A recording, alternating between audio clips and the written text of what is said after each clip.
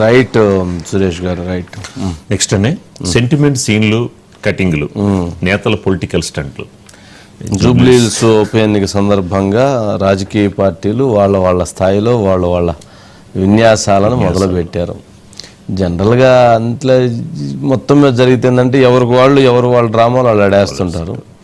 ఇప్పుడు ఇట్లాంటి by elections వచ్చినప్పుడు ఏంటంటే ప్రతిభ కలిగినటువంటి నాయకత్వం మొత్తం వచ్చేదను, ఆ కాన్స్టిట్యున్సీలో ఉండేదను, అక్కడ వాళ్ళు ఒక వార్డుకి ఒకరని బాధ్యత తీసుకునేదను, అక్కడ వాళ్ళని విన్యాసాలు చేస్తూ ఉంటారు.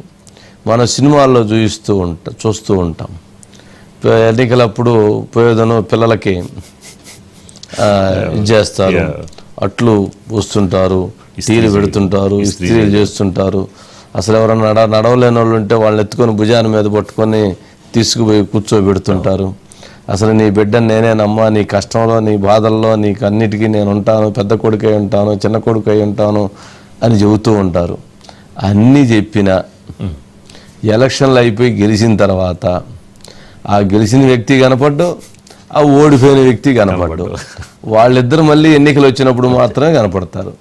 సరే, మధ్యలో కొంతమంది నాయకులు మాత్రం మధ్యలో వేస్తుంటారు, కలుస్తుంటారు. అందరూ కాదు, 30% అనుకోండి. మిగిలిన పాపం ఎప్పుడు ప్రజల్లోనే ఉంటారు. సరే, ఇది ఈ నేపథ్యం జరుగుతుంది.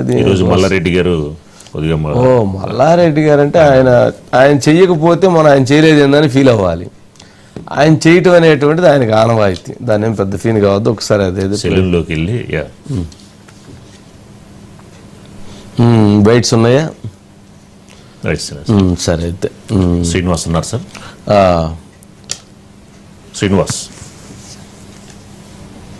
శ్రీనివాస్ ఏంటి మొత్తానికి సెంటిమెంట్ సీన్లు పనిచేస్తున్నాయా? శ్రీనివాస్ వినిపిస్తుందా? ఆయన వినిపించట్లేదు అనుకోండి సార్. రైట్, నెక్స్ట్కి వెళ్ళిపోదాం సార్. అభయ్